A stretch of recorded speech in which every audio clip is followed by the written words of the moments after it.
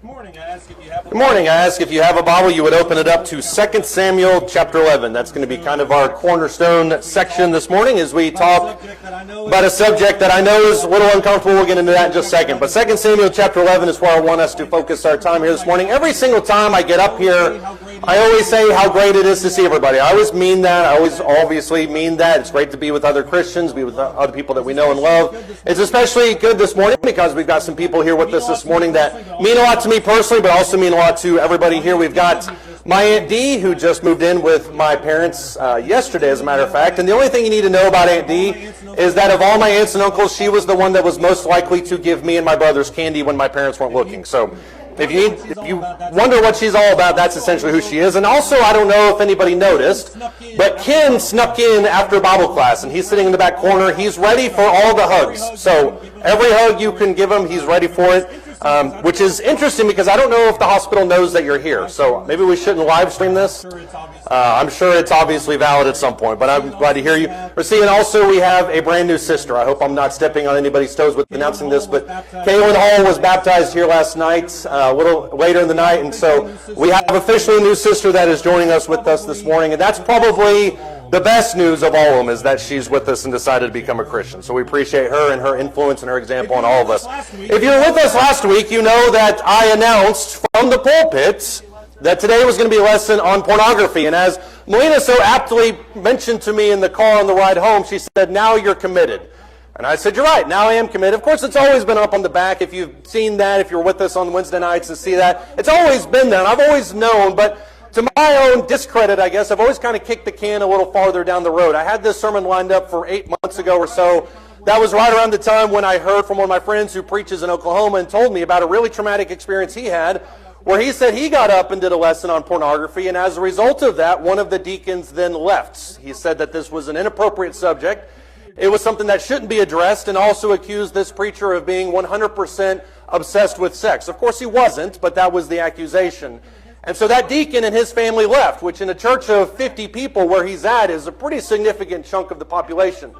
And even though it's something that's super uncomfortable for us all to talk about, especially in an open forum like this, I can't help but say that it is arguably one of the most important things. And I think those two concepts bleeding together. I hope that because of the uncomfortableness that is taking place here this morning, I hope your car ride home today is really uncomfortable with questions and conversations, discussions, because this is almost always one of those things that's just kind of pushed to the periphery. We never discuss it. We never talk about it. We never mention it as family units, as a church, primarily because we hope to just kind of close our eyes and hope that it's not happening, when the reality is that it is happening all around us all the time with people we don't even recognize and we don't even see. If you look at any of the stats, which any good sermon on pornography has to begin with stats. We have to know how obviously big of a problem it is. And so I'll just throw some of these up here with you this morning. We're last estimate 40 million Americans that visit adult websites regularly. And that word regularly can kind of be open to interpretation. Some people would say it's every couple weeks. Some people would say it's every couple months. And so that term regularly kind of doesn't really nail it down. But then you have this other stat that says 11% of Americans visit adult websites daily. Not regularly, but daily, which means they don't go there by accident. They don't just stumble across it. It is an intentional thing that they go and try to pursue. And then this is probably, I don't know if this is the statistic that probably should be the most mind-boggling to me, but 30% of all internet traffic, all of it, is related to pornography in some way. The internet is an enormous place. And so the idea that 30% of all internet traffic is related to this one specific subject, it just is mind-boggling to me. But that's not what we're talking about this morning. You know these stats. I could get up here and say this, we can talk about it for 20 minutes, and you'd walk away saying, well, I already knew that. Why are you bringing up these stats? That's not why I'm talking about it. Here's the real reason I'm talking about it, is because there is a growing percentage of the population that does not think pornography is a big deal. This is a recent study that came out in 2016 by the Barna Group that talked and asked millennials and Gen Xers, I think I got those two demographics right, they asked them, define these things or rank these things in order of immorality. And this one might shock you. What is immoral to you? Number 4 on the list was not recycling, which if you recycle, congratulations. You are not immoral compared to a lot of people in the world. So that is number 4 on the list. Number 6 is overeating. 48% of people think that overeating is a morality issue. With Thanksgiving coming up, this may be a hot-button subject, and so we'll kind of move past that right now. Number 7 is overconsumption of water and electricity. 38% that think that that's an immoral subject. Number 9 is viewing pornography. 32% of the demographic specifically thinks that viewing pornography is immoral at all. That means that there is a healthy percentage of the population out there that think that there's absolutely no problem whatsoever with it. As a matter of fact, 1 in 5 Americans reported that they had zero guilt whatsoever. That's alarming. What is even more alarming is that 1 in 3 people who identified as Christians said they felt no shame or guilt at all whatsoever in viewing pornography. As a matter of fact, we'll take this a step further. There's also a lot of people who argue not only that there's nothing immoral with it, but that it can and should be used for personal health. This is what one person had to say about this. He says, if you take your time to understand pornography, distancing yourself from the fictional reality portrayed, just as, for instance, you don't really think that people in real life can actually fly just because some movie character can, and you limit your consumption by ensuring proper boundaries, then there is nothing wrong with consuming porn. You know what he's saying here in this instance? What he's saying is moderation is key. As a matter of fact, he would argue that even a little bit could be beneficial. That's the exact same type of arguing or line of reasoning that drug addicts use for recreational usage. People argue that, well, a little bit of marijuana, a little bit of cocaine, all these things are, in moderation, they can actually be beneficial. They can clear your mind and they can help with all. That's a line of reasoning that you use when A, you're addicted, and B, you try to justify it. And so when people get up here and they say, well, there's nothing actually wrong with using porn, as long as it's in moderation, that is both wrong and also incredibly naive to think that anybody is doing this according to stats in regards to moderation. It is there, ladies and gentlemen. It is all over the place. And what's alarming, as I mentioned, is there's a lot of people that feel that this is not a subject that should be addressed, like I talked about earlier, and then also feel like there's nothing whatsoever wrong with this.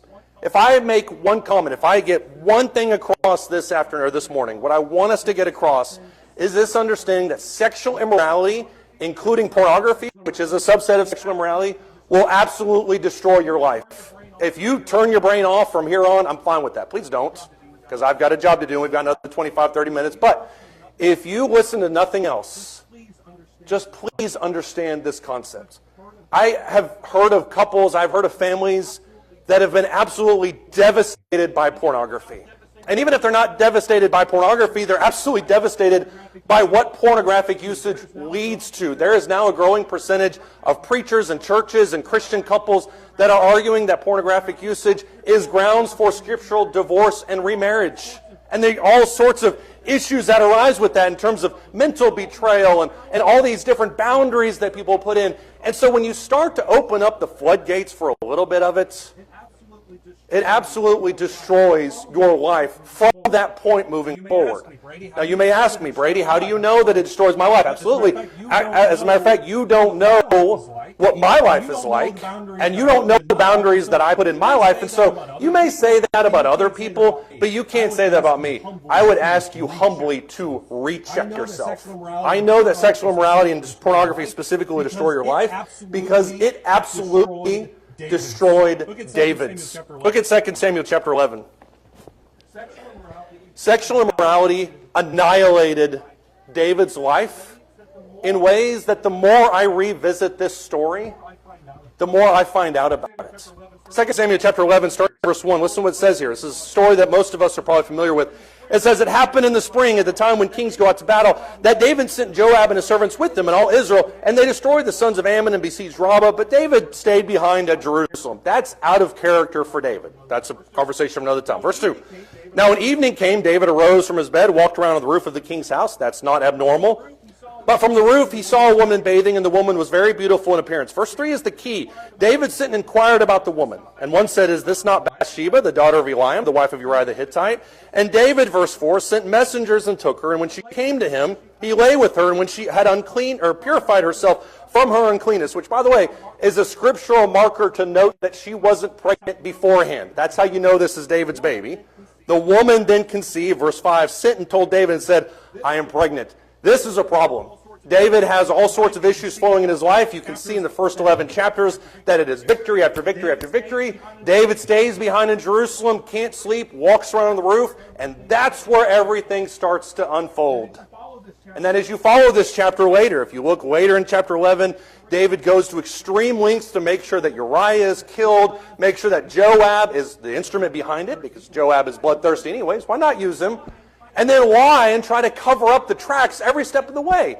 And months go by. And David, I'm sure, thinks at this point, man, I got away with that one. Nobody found out. See if that doesn't sound familiar with porn usage. Nobody knows about that one. Got away with it. And then Nathan comes knocking. I always wanted to see how many people would look at the door. 2 Samuel chapter 12, verse 7, Nathan walks up. And he says to David, you are that man.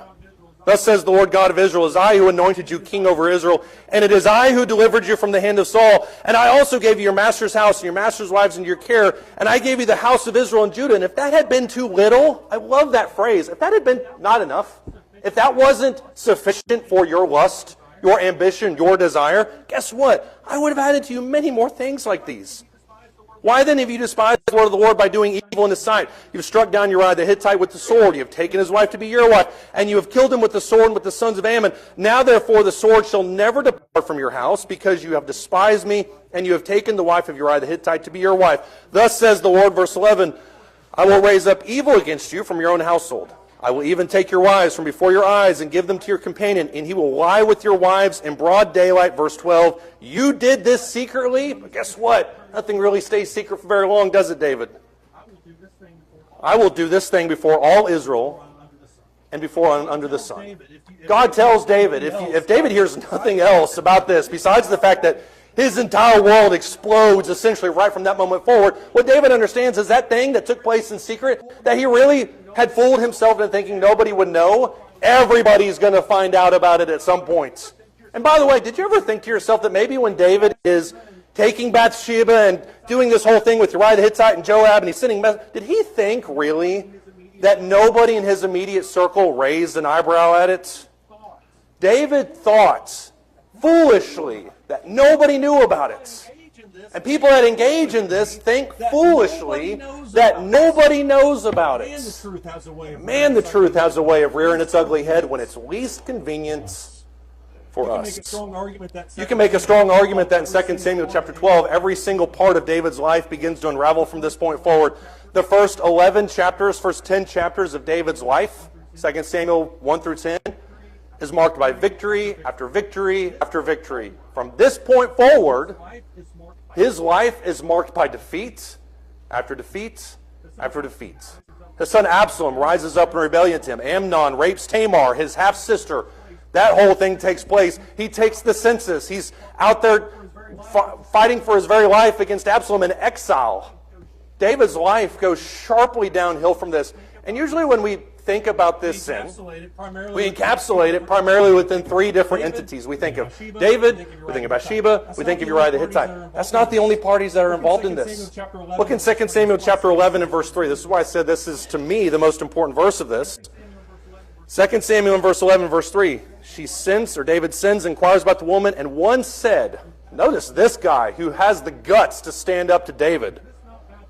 Is this not Bathsheba, the daughter of Eliam, the wife of Uriah the Hittite? This verse is the only verse that pinpoints Bathsheba's genealogy. And you may read that and think, well, there's nothing really here. The daughter of Eliam, what does that mean?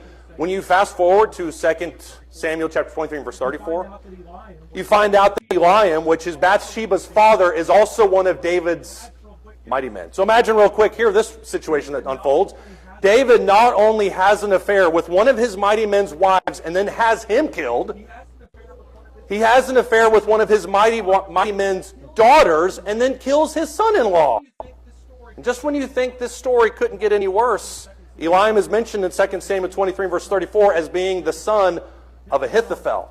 Ahithophel is one of the ones in chapter 15 that is leading the rebellion against David alongside Absalom. In 2 Samuel chapter 15 and verse 14, and then later down in verse 23, it mentions that Ahithophel is David's counselor that then turns against David. Now ask yourself real quick, why would Ahithophel, who is one of David's most trusted inner counselors, turn his back on his king? Oh, I don't know.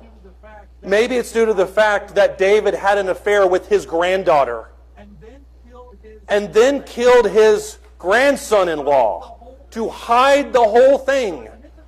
And so as Ahithophel is looking at this scenario with Absalom, who comes up, who's surrounded by worthless men. Absalom is his own horrible human being. But as Absalom is rolling up on this scene, he says David is worthless. David doesn't listen. David doesn't want to take part in what you're doing. Ahithophel's like, that's exactly right, because I saw what he did to my granddaughter. Tell me that this doesn't extend further than we ever think possible.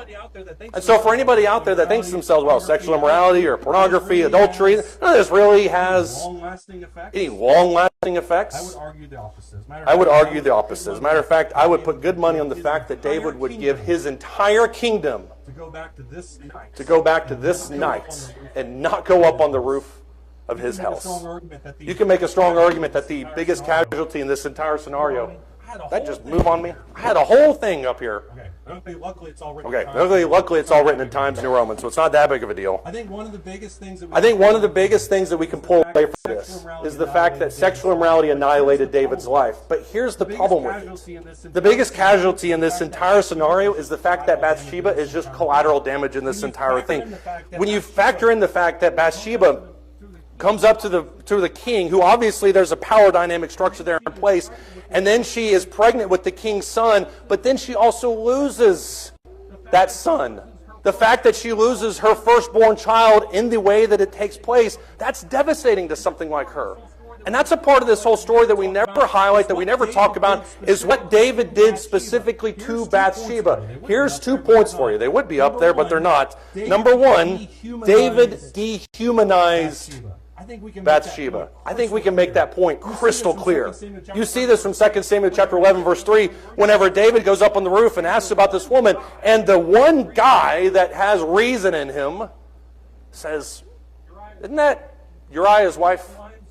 Isn't that Eliam's daughter? These are both mighty men that you should know. Why are you asking about her at 10:30, 11:30, 12:30? Why are you asking about her? And David responds with the most callous response, which is essentially, I don't care. I don't care what she's at. I don't care who she is. I don't care about her identity. All I want is her.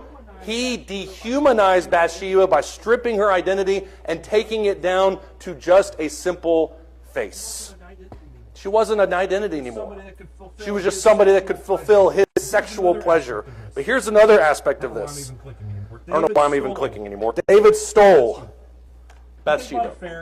You think about affair, you think about pornography usage. We rarely ever talk about it in terms of theft.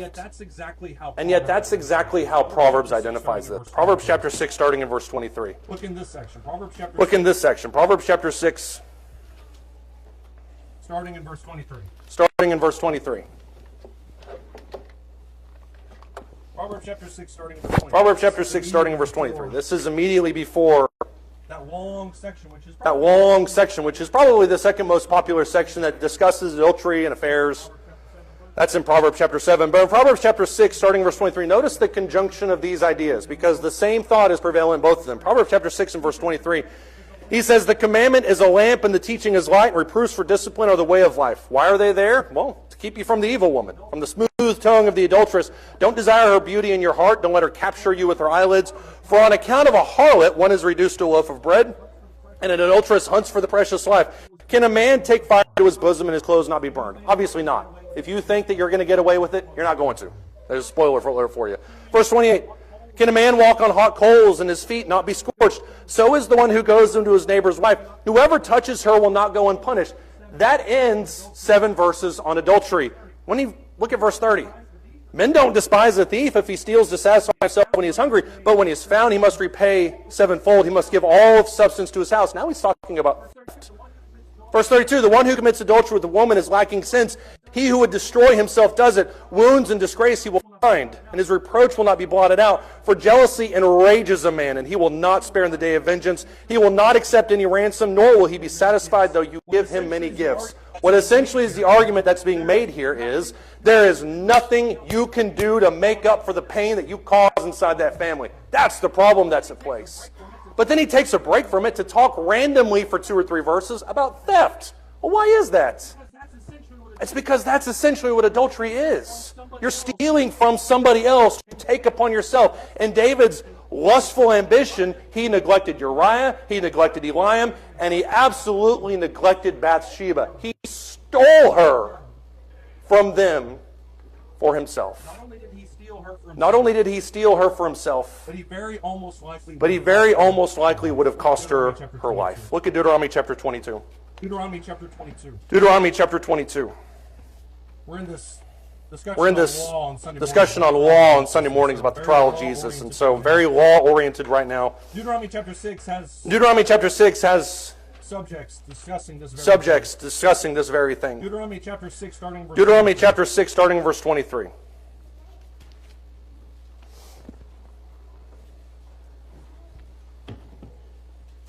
Well, that's not right.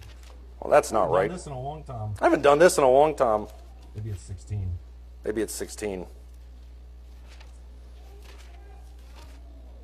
Okay, I can't find it. Okay, I can't find it. Oh, it's because I'm in. I'm sorry. Deuteronomy 22. I'm sorry, Deuteronomy 22. I went backwards on my notes. Deuteronomy 22. I think. Deuteronomy 22. I think. Deuteronomy 22. There it is. Deuteronomy 22. There it is. Deuteronomy 22. Deuteronomy chapter 22, starting verse 22. This is very law-based. This is obviously where Moses is talking about punishment that's befitting of an adultery. Verse 22, if a man is found lying with a married woman, both of them shall die. The man who lay with the woman and the woman, thus you shall purge the evil from Israel. This lays out a very simple understanding. If there's an affair that takes place, both the person that is instigating it, which in this case is the man, and the woman will both be punished. That would absolutely apply in the time of David. When David takes Bathsheba, what he's essentially foregoing and ignoring is this entire attribute that says that very possibly he and Bathsheba could both be killed from that. Now, obviously, somebody would look at that and say, well, that seems a little unfair to her. Look in verse 23. If there's a girl who is a virgin engaged to a man, and another man finds her and lies with her, then you shall bring them both out to the city of the gate, and you shall stone them to death. The girl, here's the reasoning, because she did not cry out in the city, and the man because he has violated his neighbor's wife. Thus you shall purge the evil from among you. Deuteronomy chapter 22 assumes that the man is taking this woman. There's the reason that he is to be executed. He's defiled this person. But it also assumes innocence on the part of the woman. The whole idea in these verses is that the woman needs to cry out and actively resist in some form what is taking place. That's the assumption. As you can see in the verses that follow, if she doesn't do that, then she's executed right alongside the man. Here's the sticking point for David.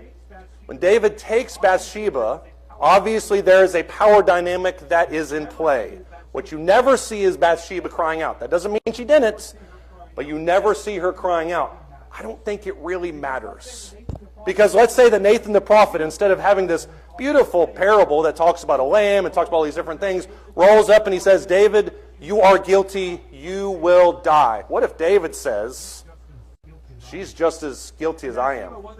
And Bathsheba, whether she objected to it or not, David, because of his position, says, it doesn't really matter what she wants. She didn't object, therefore she's guilty as well. David has not only robbed her of her married family life already, but now he very well may have cost her her life.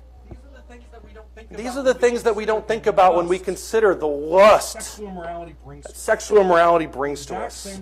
The exact same thing, ladies and gentlemen, happens with pornography. Porn dehumanizes us. And what it does is it forces us to treat things and people as objects rather than as people. I remember me and Dad last year were at a men's retreat down in Austin. And we were talking not about this subject, we were talking about various things. And I remember the question came up, how did an understanding of marriage change your relationship with your spouse? And it was a very broad topic. But I remember there was a kid, probably, I say he's a kid, probably in his mid-20s. And he argued, and he said, I think it was one of the first or second things that was said, he said, this whole discussion of Ephesians allowed me to see women as people rather than objects. Ladies and gentlemen, the fact that he said that was good. Obviously, that's how we should all view women as men. but it shows where the temptation is. When you're viewing pornographic images, what happens over time is you begin to see them less and less as human beings and more as objects to fulfill your own personal sexual desire. But every single person on every single pornographic video is somebody's daughter, it's somebody's son, it's somebody's friend. And if that doesn't shock you to your core, what you're looking at, then I don't know what is. Think about this situation in the book of Esther. Whenever Esther in chapter 1 is part of a big group of women that are going to be elected to replace Queen Vashti, Esther moves into King Ahasuerus' harem. And you know what a harem is all about. But outside of that harem, Mordecai is walking every single day in front of that harem so that he can maybe hear something about how Esther is doing inside of that. If you stop there, that's the same principle. Every single person who is being used to satisfy somebody else's lust has somebody somewhere who cares about them. For every Esther, I heard somebody say, that's in the harem, there's a Mordecai walking in front of the gate that cares about them. That doesn't really matter to you when you're involved in your lust, is it? When you're embroiled in this pornographic obsession where you just look at people as objects, none of that matters to you, because the only thing that matters to you is fulfilling your personal ambition. Look at Genesis chapter 19. Doesn't matter what that person's name is. Doesn't matter what that person's name is. Doesn't matter what their childhood was like. Doesn't matter what their childhood was like. Doesn't matter how they were brought up. The only purpose to you is how they can help you at this exact moment in time. Sodom and Gomorrah, you could spend an entire class just talking about this and its impact on pornography. But look at this little note, Genesis chapter 19. This is after the angels are brought into Lot's house, and Lot is seeing a crowd gather. Obviously because they want to have lustful passions with the angels. And they called to Lot. These are the people that want to know carnally, these angels. They called to Lot and said to him, "Where are these men who came to you tonight? Bring them out to us so that we may have relations with them." That's sick on like 12 different levels, but whatever. Verse 6, Lot went out to them at the doorway and shut the door behind him. And he said, "Please, my brothers, do not act wickedly. Now behold, I have 2 daughters who have not had relations with man. Please let me bring them out to you and do to them whatever you like. Only do nothing to these men inasmuch as they have come under the shelter of my roof." Can I go on record by saying that Lot's response initially was also pretty horrible? I think we just need to get that on the record for us. There's some reasons why he did that we don't have time to get into right now. Verse 9, they said, "Stand aside." And furthermore, they said, "This one has come in as an alien," talking about Lot, "and already he is acting like a judge, and now we're going to treat you worse than them." In other words, once we're done with them, coming after you. Why? Because they want to rape you. Verse 10, they pressed hard against Lot and came near to break the door. But the men, the angels, reached out their hands and brought Lot into the house with them and shut the door. Notice this verse 11. They struck the men who were at the door of the house with blindness, both small and great. And then listen to this. So that they wearied themselves trying to find the doorway. Quick. These men tried to rape the angels, are struck with blindness for their lust.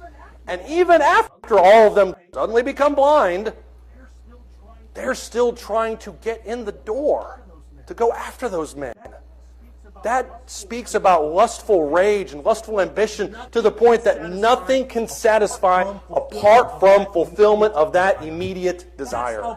That's how consumed with lust these men were. And that's how consumed with lust men are and women are when they engage in pornography. But I would also argue, too, porn steals our relationships. As I mentioned earlier, I've known of lots of relationships with people who have been devastated, destroyed, almost beyond repair, some beyond repair because of pornographic usage. The husband can't stop.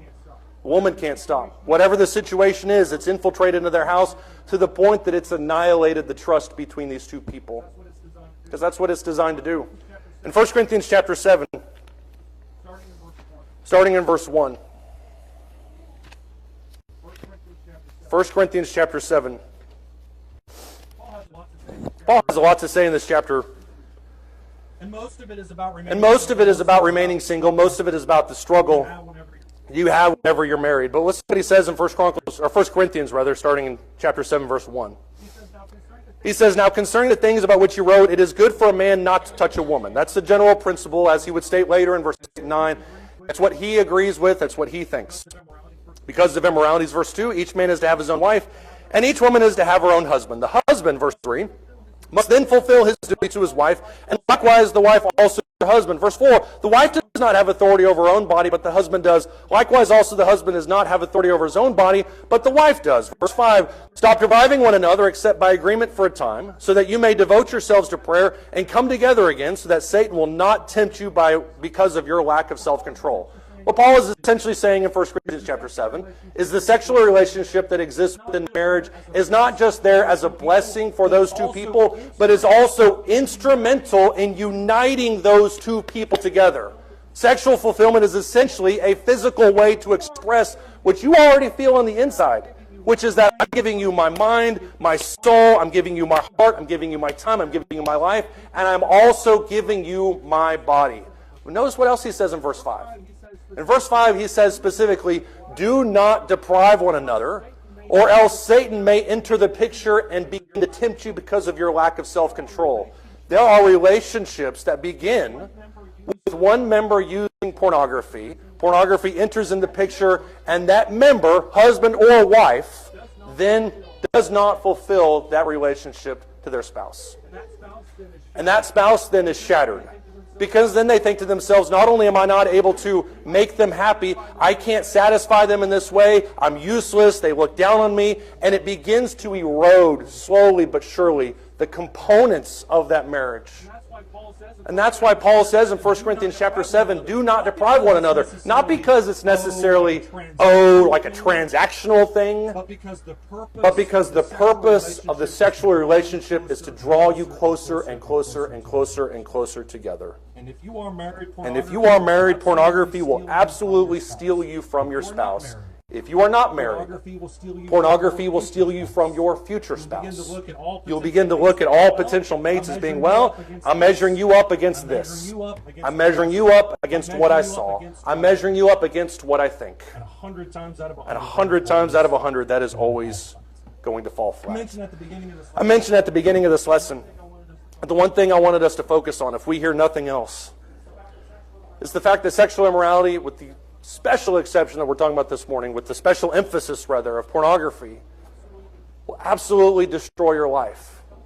And it's because of that reason that none of us can afford to compromise on it. We can't afford to compromise it in our own lives.